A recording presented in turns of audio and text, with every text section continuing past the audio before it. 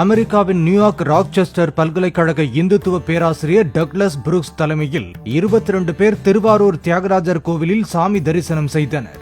14 நாட்கள் ஆன்மீக சுற்றுப்பயணமாக தமிழ்நாட்டிற்கு வந்துள்ள அவர்கள் ரௌத்ர துர்க்கை சன்னதியில் சிவனடியார் ஒருவர் பாடிய தேவார பாடலை மெய்மறந்து ரசித்து கேட்டனர்.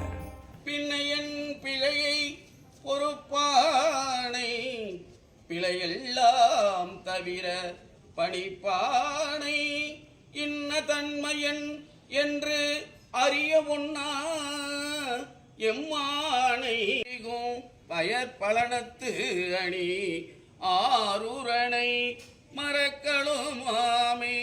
We are so happy to be here. The darshan is Rombanala. Tiruvallur Tyagaraja is very good. Kamala Ambal, very beautiful. We are so happy to be receiving the blessings of this place.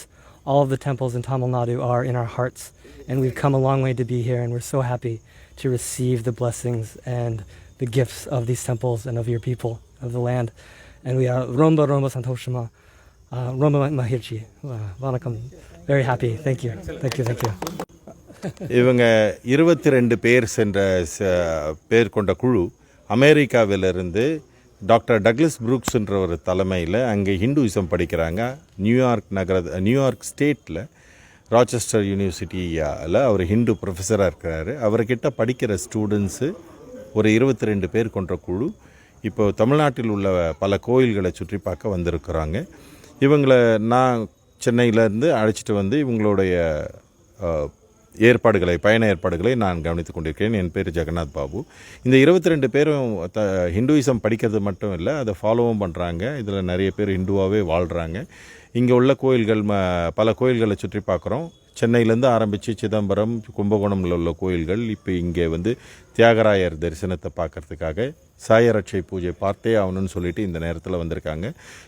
இந்த சாயந்தரம் சாயரட்சை பூஜையை பார்த்துட்டு இங்கேருந்து அடுத்தது நாங்கள் வந்து பிள்ளையார்பட்டி, ராமேஸ்வரம், திருச்செந்தூர் போய் அப்புறம் மதுரை திரும்ப வந்து மதுரையிலேருந்து சென்னை போய்